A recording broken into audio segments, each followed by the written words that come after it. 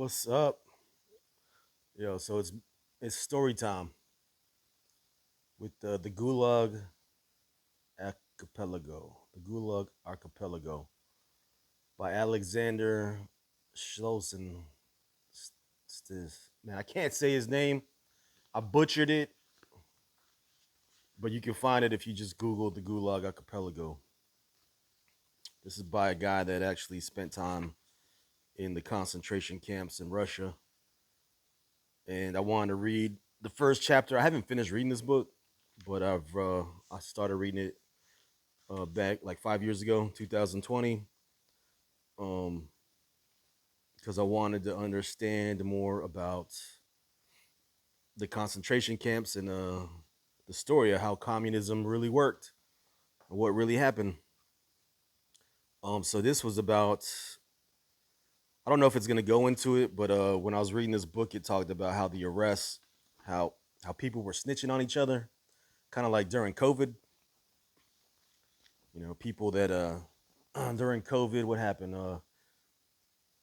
If people saw like not everyone was doing this, but some people would see like their neighbors having a good time without wearing masks, they would call the police on them, shit like that. So here, I read somewhere in this book that yeah, people were calling cops on each other. But let's go into the first chapter. It's called Arrest. So I kind of want to read this and document this for this channel real quick. See, all right, chapter one. How do people get into this clandestine archipelago? Hour by hour, planes fly there, ships steer their course there, and trains thunder off to it. But with the nary a mark on them, they tell of their destination. In a ticket window or at travel bureaus for Soviet or foreign tourists, the employees would be astounded if you were to ask for a ticket to go there. They know nothing, and they'd never heard of the archipelago as a whole, or of any one of its innumerable islands. Those who go to the archipelago to administer it get there via the training school of the Ministry of Internal Affairs. Those who go there to be guards are conscripted via the military conscription centers. And those, like you and me, dear reader, go there to die. Must get there solely and compulsory via arrest. Arrest! Exclamation point. Need to be said that it is a breaking point in your life, a bolt of lightning which has scored a direct hit on you.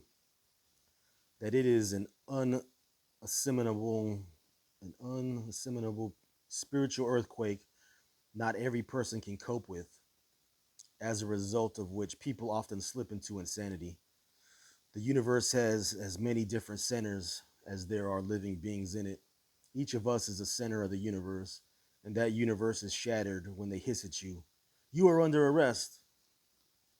If you are arrested, can anything else remain unshattered by this cataclysm?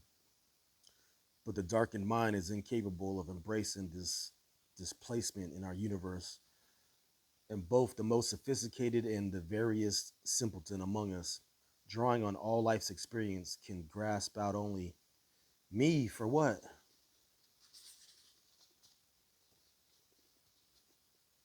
And this is a question which, through repeated millions and millions of times before, has yet to receive an answer. Get my pillows right. It's early in the morning, so my reading always sucked, even when it's not early. So, arrest is an instantaneous shattering thrust, expulsion, somersault from one state to another. We have been happily born, or perhaps have unhappily dragged our weary way down the long and crooked streets of our lives, past all kinds of walls and fences made of rotting wood, rammed earth, brick, concrete, iron railing. We have never given a thought to what lies behind them, and have never tried to penetrate them with our vision or our understanding. But there is a but there is where but there is where the Gulag country begins, right next to us, 2 yards away from us. In addition, we have failed to notice the enormous number of closely fitted, well disguised doors and gates in those fences. All those gates were prepared for us, every last one. And all of a sudden, the fateful gate swings quickly open, and four white male hands, unaccustomed to physical labor, but nonetheless strong and tenacious, grab us by the leg, arm, collar, cap, ear, and drag us like a sack. And the gate behind us, the gate to our past life, is slammed shut once and for all. That is all there is to it. You are arrested, and you'll find nothing better to respond within a lamb-like bleat. Me for what?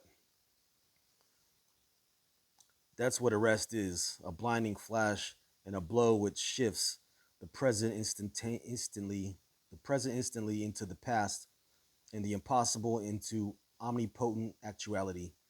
That's all. And neither for the first hour nor the first day will you be able to grasp anything else, except that in your desperation, the fake circus moon will blink at you. It's a mistake. They'll set things right.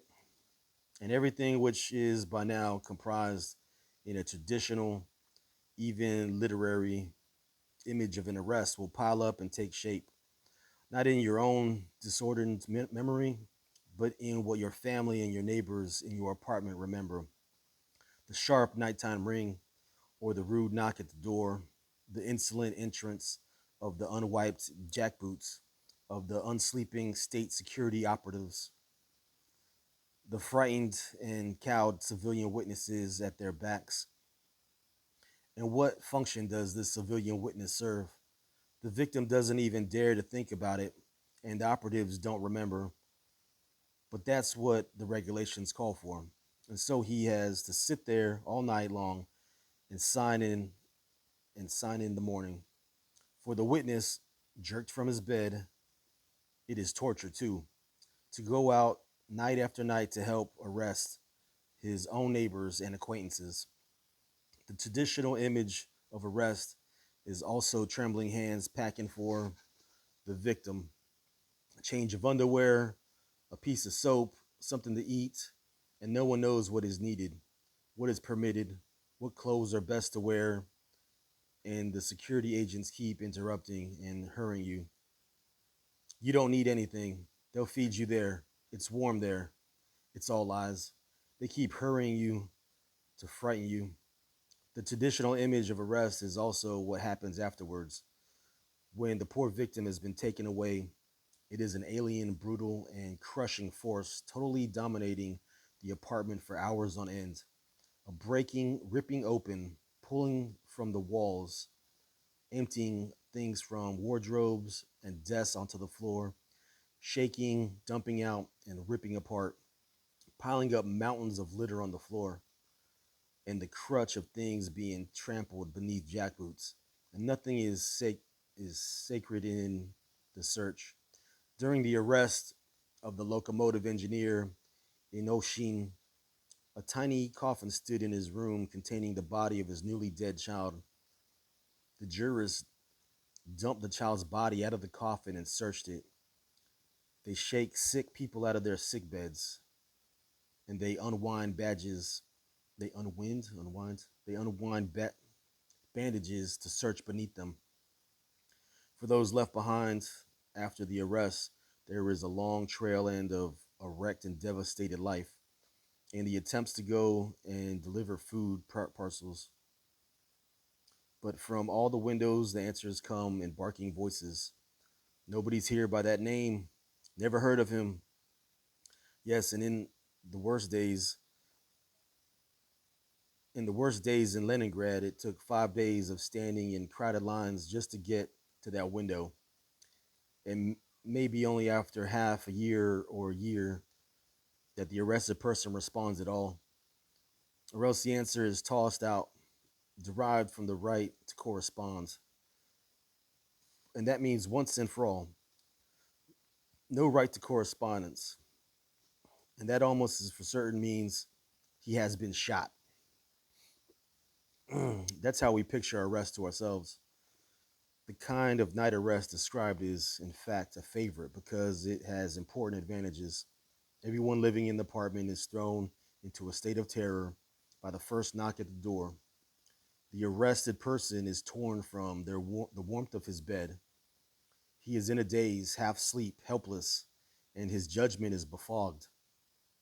In a night arrest, the state security men have superiority in numbers. There are many of them, armed against one person who hasn't even finished buttoning his trousers. During the arrest and search, it is highly improbable that a crowd of potential supporters will gather at the entrance. The unhurried step-by-step visits, first in first to one apartment, then to another, tomorrow to a third and a fourth, provide an opportunity for the security operations personnel to be deployed with the maximum efficiency and to imprison many more citizens of the given town than the police force itself numbers. In addition, there's an advantage to night arrests in that neither the people in the neighboring apartment houses nor those on the street on the city streets can see how many have been taken away. Arrests which frighten the closest neighbors are no event at all to those further away.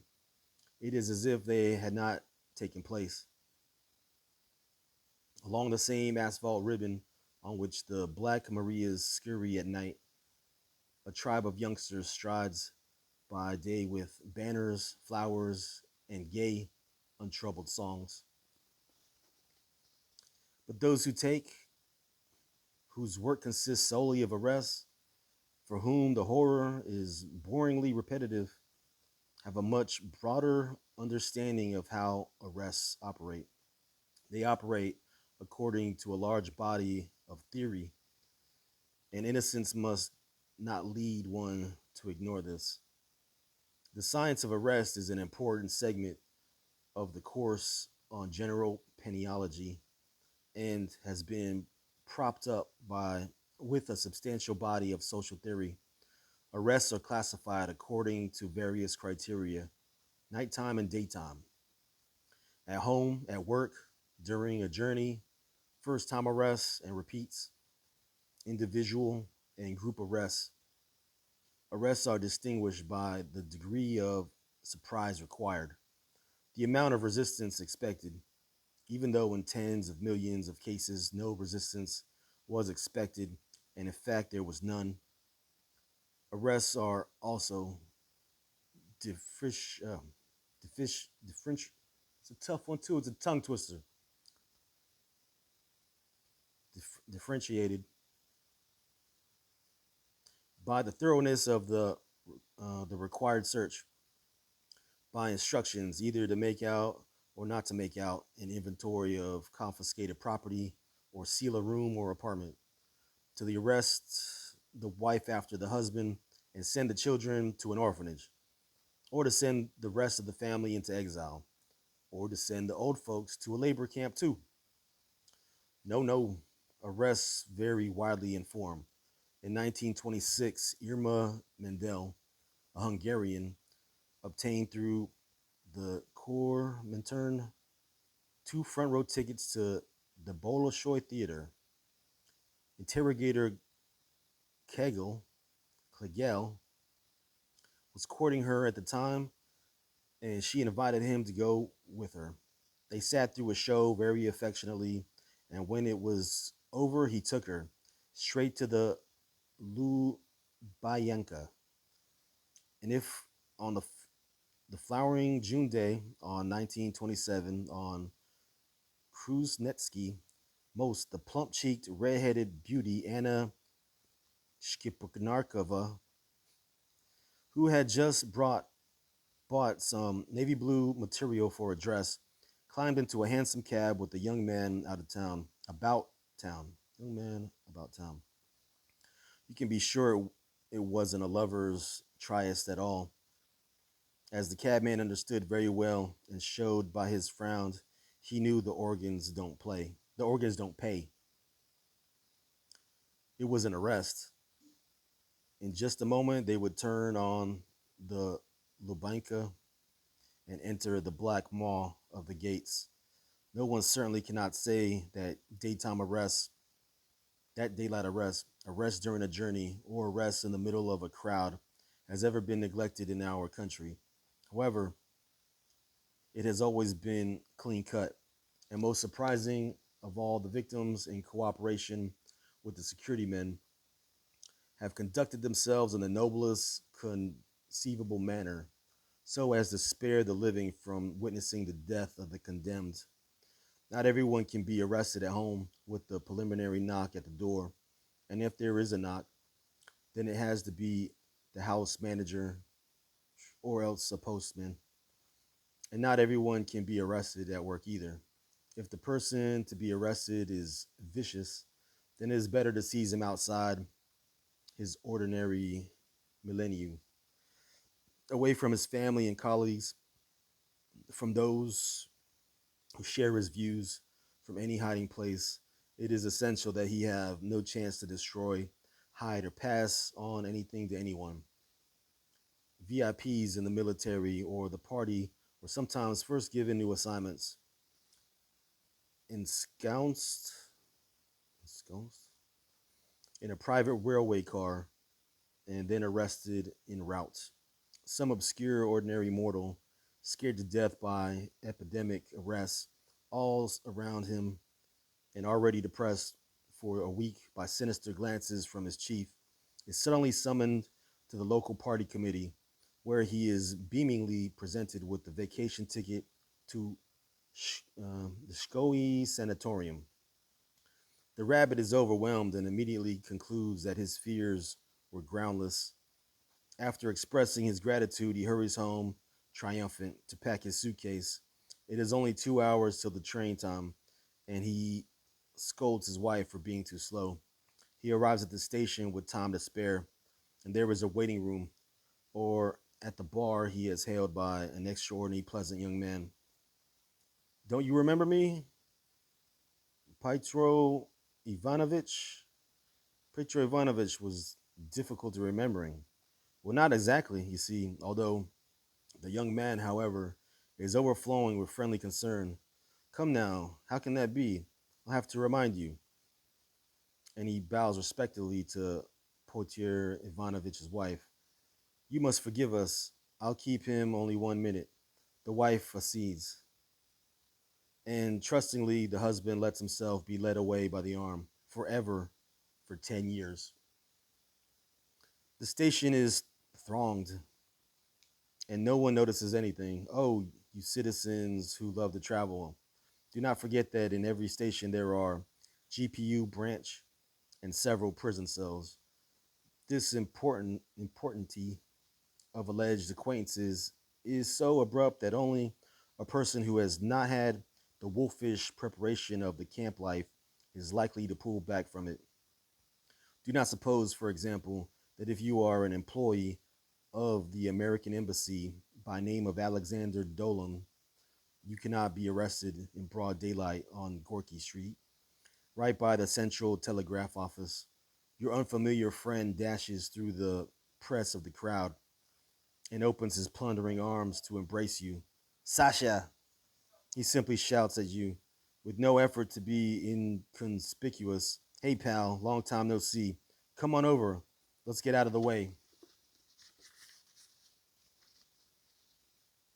At that moment, a phobia, a Pobia sedan draws up the curb, and several days later, TASS, TASS, will issue an angry statement to all the papers alleging that informed circles of Soviet government have no information on the disappearance of Alexander Dolgun. But what's so unusual about that? Our boys have carried out such arrests in Brussels, which was where Zora Belognov was seized, not just in Moscow. One has to give the organs their due. In an age when public speeches, the plays in our theater, and women's fashion all seem to have come off assembly lines, arrest can be the most varied kind. They take you aside in a factory corridor after you have had your pass checked and you're arrested. They take you from a military hospital with a temperature of 102, as they did with as Ants Bernstein, and the doctor will not raise a peep about your arrest. Just let them try. They'll take you right off the operating table as they took N. M. Vorobeef. I can't say his name. Vorobevies, a school inspector in 1936, in the middle of an operation for stomach ulcer, and drag you off to a cell as they did him, half alive and all bloody, as Karpunich recollects. In the gastronomy, the fancy food store, you were invited into the special order department and arrested there. You are arrested by a religious pilgrim whom you have put up for the night for the sake of Christ. Interesting. You are arrested by the meter man who has come to read your electric meter. You are arrested by a bicyclist who has run into the streets, by a railway conductor, a taxi driver, a savings bank teller, the manager of a movie theater. Any one of them can arrest you, and you notice the concealed maroon colored identification card only when it's too late. Hey,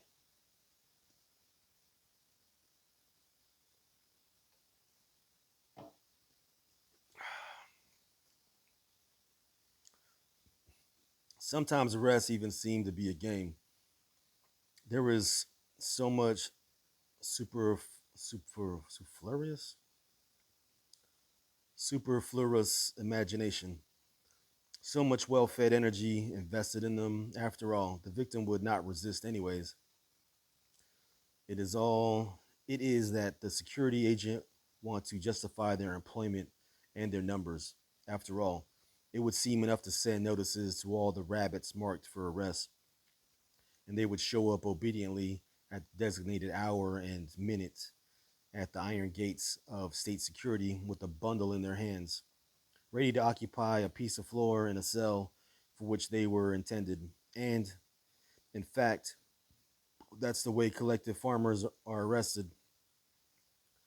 Who wants to go all the way to a hut at night with no roads to travel on? They are summoned to the village Soviet and arrested there. Manual workers are called into the office. Of course, every machine has a point at which it is overloaded, beyond which cannot function. In the strained and overloaded years of 1945 and 1946, when trainload after trainload poured in from Europe to be swallowed up immediately and sent off to the Gulag. All that excessive theatricality went out the window, and the whole theory suffered greatly. All the fuss and feathers of ritual went flying in every direction, and the arrests of tens of thousands took on the appearance of a squalid roll call. They stood there with lists, read off the names of those on the train, loaded them onto another, and that was the whole arrest. For several decades, political arrests were distinguished in our country precisely by the fact that people were arrested who were guilty of nothing and were therefore unprepared to put up any resistance whatsoever. There was a general feeling of being destined for destruction, a sense of having nowhere to escape from the GPU NKVD, which, incidentally, given our internal passport system, was quite accurate. And even in the fever of the epidemic arrests, when people leaving for work said farewell to their families every day because they could not be certain they would return at night, even then, no one tried to run away, and only in cases did people commit suicide. And that was exactly what was required. A submissive sheep is a find for a wolf. This submissiveness was also due to ignorance of the mechanics of epidemic arrests. By and large, the organs had no profound reasons for their choice of whom to arrest and whom not to arrest. They merely had overall assignments, quotas for specific number of arrests. These quotas might be filled on an orderly basis or wholly arbitrarily. In 1937, a woman came to the reception room of the Novocherkassk NKVD to ask what she would do about the unfed, unweaned infant of a neighbor who had been arrested. They said, "Sit down, we'll find out." She sat there for 2 hours, whereupon they took her and tossed her into a cell. They had a total plan which had to be fulfilled in a hurry, and there was no one available to send out into the city. And here was this woman already in their hands. That's messed up. Universal innocence also gave rise to the universal failure to act. Maybe they won't take you. Maybe it'll all blow over. AI, Lady Zikensky, was the chief teacher at a school in remote Kologriv in 1937. A peasant approached him in an open market and passed him a message from a third person. "Alexander Ivanovich, get out of town. You are on the list." But he stayed. After all, the whole school rests on my shoulders, and their own children are pupils here. How can they arrest me? Several days later, he was arrested. Not everyone was so fortunate as to understand at the age of 14, as did Vanya Levitsky. Every honest man is sure to go to prison. Right now, my papa is serving time, and when I grow up, they'll put me in too. They put him in when he was 23 years old. The majority sit quietly and dare to hope since you aren't guilty, how can they arrest you? It's a mistake. They are already dragging you along by the collar, and you still keep on exclaiming to yourself, "It's a mistake. They'll set things straight and let me out." Others are being arrested in massing, and that's the bothersome fact. But in those other cases, there is also some dark area. Maybe he was guilty? Question mark. But as for you, you're obviously innocent! Exclamation mark. You still believe that the organs. Now, when it talks about when it says the organs in this book, like, or in this part, this chapter, it's in like italic, or it's like, yeah, I think they're talking about the police. You still believe that the organs are humanly logical institution, or the organs must be like the institutions or something, like these police departments for the Gulag, the Archipelago. See, you still believe that the organs are humanly logical institutions. They will set things straight and let you out. Why then should you run away? And how can you resist right then? After all, you'll only make your situation worse. You'll make it more difficult for them to sort out the mistake. And it wasn't just that you don't put up any resistance. You even walk down the stairs on tiptoe as you are ordered to do, so your neighbors won't hear. At what exact point then should you resist? When one's belt is taken away? When one is ordered to face into a corner? When one has crossed the threshold of one's home? An arrest consists of a series of incidental irrelevancies of a magnitude of things that do not matter, and there seems no point in arguing about any one of them individually, especially at a time when the thoughts of the person arrested are wrapped tightly around the big question, for what? And yet all these incidental irrelevancies taken together implacably constitute the arrest. Almost anything can occupy the thoughts of a person who has just been arrested. This alone would fill volumes. There can be feelings which we never suspected. When 19-year-old Yevgenia Dolyarenko was arrested in 1921, the three young Chekists were poking about her bed and through the underwear in her chest of drawers, she was not disturbed. There was nothing there, and they would find nothing. But all of a sudden, they touched her personal diary, which she would not have shown even to her own mother. And those hostile young strangers reading the words she had written was more devastating to her than the whole Lubyanka with its bars and its cellars. It is true of many that the outrage inflicted by arrest on those personal feelings and attachment can be far stronger than their political beliefs or their fear of prison. A person who is not inwardly prepared for the use of violence against him is always weaker than the person committing the violence. There are a few bright and daring individuals who understand instantly.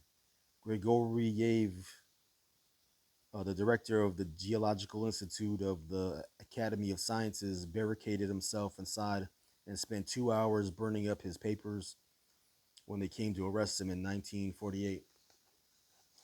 Sometimes the principal emotion of the person arrested is relief and even happiness. This is another aspect of human nature. It happened before the revolution, too. The Yekaterinor Noi Odar school teacher Sarah Dulyokova, involved in the case of Aleksandr Gulangov, felt only the relief when she was arrested. But this feeling was 1,000 times stronger during epidemics of arrest, when all around you there were hauling in people like yourself and still had not come for you. For some reason, they were taking their time. After all, what kind of exhaustion, that kind of suffering is worse than any kind of arrest, and not only for the person of limited courage. Vasily Valasov, a fearless communist, whom we shall recall more than once later, renounced the idea of escape proposed by his non party assistants and pinned away because the entire leadership of the Cady district was arrested in 1937, and they kept delaying and delaying his own arrest. He could only endure the blow head on. He did endure it, and then he relaxed. And during the first days after the arrest, he felt marvelous. In 1934, the priest Father Irakli went Alma at the Etta to visit some believers in exile there. During his absence, they came 3 times to his Moscow apartment to arrest him. When he returned, members of his flock met him at the station and refused to let him go home, and for 8 years hid him in one apartment after another. The priest suffered so painfully from this harried life that when he was finally arrested in 1942, he sang hymns of praise to God. Resistance, why didn't you resist? Today, those who have continued to live on in comfort scold those who suffered. It's crazy. Yes, resistance should have begun right there at the moment of the arrest itself, but it did not begin. And so they were leading you. So they are leading you. During the daylight arrest, there is always that belief and unique moment that they are leading you, either inconspicuously on the basis of a cowardly deal you have made, or else quite openly, their pistols unholstered, through a crowd of hundreds of just such doomed innocents as yourself. You are gagged, you really can, and you really ought to cry out. To cry out that that you are being arrested, that villains in disguise are trapping people, that arrests are being made on the strength of false denunciations, that millions are being subjected to silent reprisals. If many such outcries had been heard all over the city on course of the day, would not our fellow citizens perhaps have begun to bristle? And would arrests perhaps no longer have been so easy? In 1927, when submissiveness had not yet softened our brains to that shit long.